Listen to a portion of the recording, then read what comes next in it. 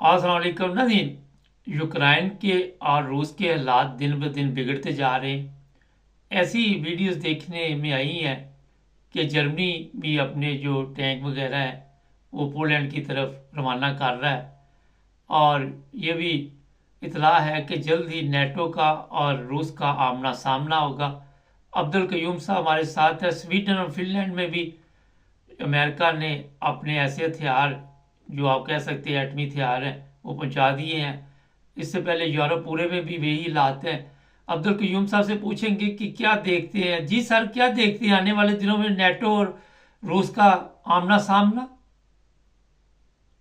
मुबारक साहब, ये जो यूक्रेन की जंग है ये असल में ये ऐसे वो कहते हैं स्लो पॉइजन है, स्लो पॉइजन। जी। ये वो पॉइजन है जो पूरी यूरोपियन यूनियन और अमेरिका के लिए ये खतरनाक है, इसलिए कि मद आदमी वो कहते हैं सुरक्षी जो आग होती है वो छोटी छोटी छोटी छोटी जलती रहती है, फिर एक धमाका होता है। हम्म। अभी यूक्रेन जो है वो रशिया के साथ उसने टक्कर लगाई हुई है। अभी रशिया नेचुरली एक बड़ी सुपर ताकत है, उसकी मिलिट्री पावर जो है, उसकी जो टेक्नोलॉजी है आर्म्स के बारे में या एटम बम सबसे ज्यादा दुनिया में अगर है तो वो रशिया के पास है। अगर वो कहते हैं मेरे पास 15,000 है तो आप यकीन करें 30,000 होंगे, क्योंकि हम्म। ये कोई भी ताकत असलियत नहीं बताती दुनिया को कि मेरे पास कितने एटमी हथियार हैं। हम्म। अभी पूरा यूरोप, चाहे वो खुद जंग वहां पे नहीं कर रहे, लेकिन उसको जो मदद दे रहे हैं वो अपने हमारे यूरोपियन यूनियन के लिए खतरा है, क्योंकि यूरोपियन यूनियन की इकानमी ऑलरेडी कोरोना वायरस के बाद इतनी बैठी थी कि वो उठना उनके लिए महाल हो गया था। बड़े बड़े अचानक किस्म के बिजनेस जो थे ये पूरी दुनिया के, यूरोपियन यूनियन, अमेरिका के और बाकी जो तरक्की याफ्ता ममालिक हैं, उनके सारे जमीन दोज हुए थे, सारे जमीन बोस हो गए थे। और फिर थोड़े से हालात हमारे ठीक होने शुरू हुए तो ये यूक्रेन का जो सदर है ये एग्जैक्टली ये समा सारी उसका जो सद्दाम था, ये जो इराक का सदर, उसके दिमाग की तरह इसका दिमाग है। हम्म। कोई भी दुनिया में मसला जंग से आज तक ना खत्म हुआ है और ना खत्म होगा। जब भी जंगे हुई एंड के ऊपर आके एक दूसरे से मिल मिला के फिर मुआहदे करने पड़े। हम्म। इसने इस बंदे ने रशिया के साथ अगर ये शुरू ही से जो इसका मसला है कि इसकी ईस्टर्न बॉर्डर्स में कुछ रशियन सूबे हैं या रशियन लोग रहते हैं, अगर उनको अच्छे तरीके से हल कर देता तो ये किसी का मोहताज भी न रहता। और इसके जो लाखों दुनिया वहां से अपना घर बार तोड़वा के नुकसान सारा बर्बाद करवा के आज यूरोप में बैठे हैं, वो को खुश नहीं है। मैंने देखा है कि बड़े प्यारे लोग हैं, बड़े बड़े अच्छी पोजीशन में ये लोग रह रहे थे, लेकिन आज दूसरी दुनिया के मोहताज हैं, खाने के लिए, रहने के लिए, सहने के लिए। जबान उनकी डिफरेंट है, ना तो वो अंग्रेजी अच्छी बोल सकते थे तो यूरोपियन यूनियन में आ गए हैं, अमेरिका चले गए हैं या बड़े बड़े लोग ममालिक में चले गए हैं।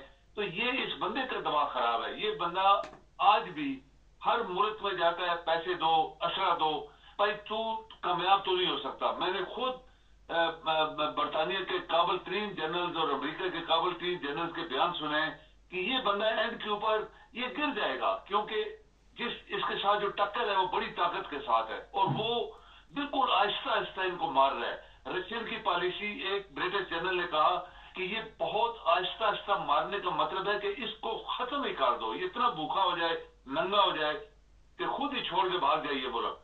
तो ये यूक्रेन की जंग मेरे ख्याल में जो ममालिक इसकी मदद पीछे से थपकी मार रहे हैं वो हम अपना नुकसान कर रहे हैं। यूरोपियन यूनियन खुद अपना नुकसान कर रही है।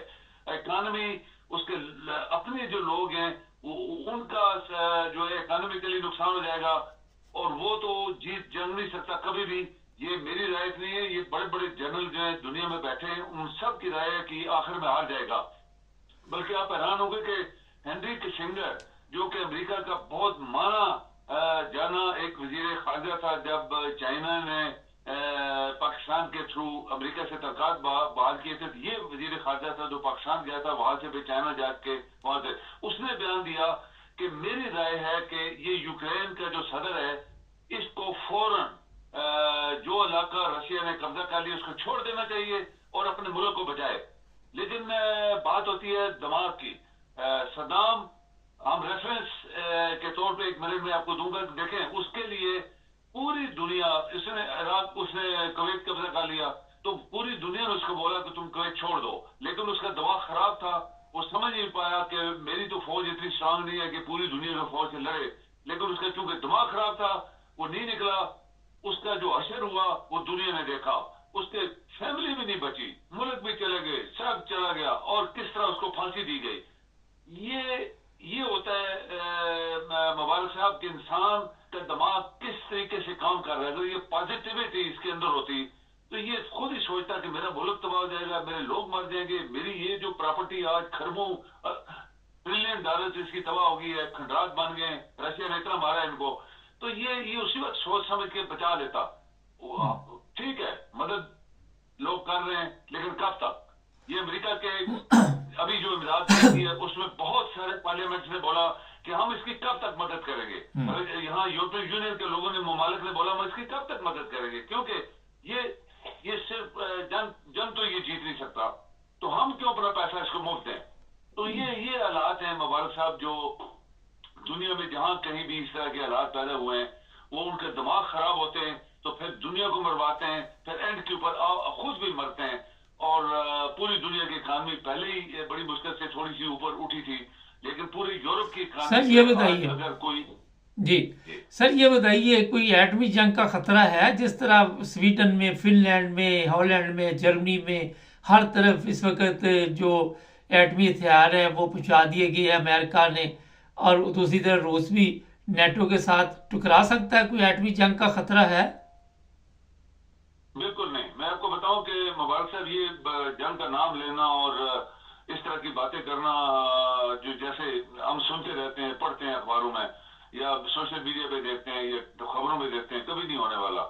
रशिया कभी इतना प्यूटन जो है उसका इतना दिमाग खराब नहीं है। वो तो रशियन लोगों के लिए उसने ये यूक्रेन, चूंकि रशिया का हिस्सा था, फिर उसके 3-4 सूबे ऐसे थे जहां सिर्फ रशियन रहते हैं, तो ये यूक्रेन वाला उनके साथ ज्यादतियां कर रहा था, तो उसने सब कुछ किया।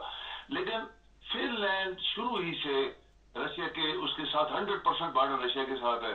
स्वीडन की डायरेक्ट बॉर्डर नहीं है, लेकिन इधर नॉर्वे की बॉर्डर नॉर्थ के ऊपर जाके, नॉर्वे हमारी नॉर्वे से मिलती है और नॉर्वे की बॉर्डर रशिया से मिलती है, खुले समुद्र में ऊपर।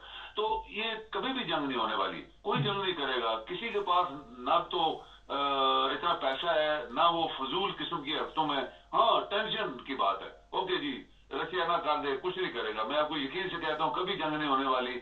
हाँ, अगर आप, वो भी बात है कि अगर वो सोए हुए, आप कहते हैं कि एक चाइनीज कहावत है कि सोए हुए अज़ाग को जाके उसके पीठ में जाके करेंगे कुछ, तो वो फिर जागेगा तो कुछ करेगा। लेकिन रशिया खुद कभी भी ना तो स्वीडन के ऊपर हमला करेगा, ना फिनलैंड के ऊपर करेगा, ना नॉर्वे के ऊपर करेगा, ना उसकी और भी छोटी स्टेट्स हैं, अनलेस कि ये लोग खुद उसकी दुम ना पकड़े जाके। सर ये बताइए कि इतना असला, इतना पैसा अमेरिका का इस वक्त वहां पे जंग पे लग रहा है, तो जिस तरह आप कह रहे हैं, तो इसका मतलब कि अमेरिका अपना ये सब कुछ जाया कर देगा? अभी देखे ना, यही बात है, यही तो प्रॉब्लम है ना, ये तो दुनिया में प्रॉब्लम है। अभी देखे ना, इसराइल को जितना असला मिल रहा है, वो गरीब लोगों को मार रहा है, खून और कत्ल गारत हो रही है वहां पे मुसलमानों की, तो उसका रिजल्ट तो कुछ नहीं निकलने वाला। अगर ये एक, चलो फर्ज करो, हम कहते हैं कि ठीक है इन्होंने, अहमद वालों ने गलती की है, क्यों इसराइल के ऊपर अटैक किया है? जब ठीक ठाक चल रहे थे तो इतना उनके अंदर क्यों घुसे? जब पता भी है कि हमारे पास फौज नहीं है, हमारे पास एयरफोर्स नहीं है, हमारे पास नेवी नहीं है, हमारे पास टैंक्स नहीं है, हमारे पास गाड़ी, क्यों इसराइल को मारा जाके? फिर इसराइल की ये हिस्ट्री रही है कि जब ये 10 बंदे मारते हैं तो इसराइल के 200 मारता है। और ये लेबनान की भी आपने जंग देखी ऐसे हुई है, शाम की भी हुई, ये अरबों को मार पड़ी हुई है, बड़ी बड़ी मारा है इसराइल ने। लेकिन फिर भी दूसरे ममालिक जो हैं उनका काम है कि इस चीज को ठंडा करना, बजाय इसके कि उनको और ज्यादा करना कि और मारो। ये मेरे ख्याल में पॉलिसी जो है वो बहुत सारे ममालिक जो है, कई मुल्कों को इसी वजह से पसंद नहीं करते। बहुत शुक्रिया सर।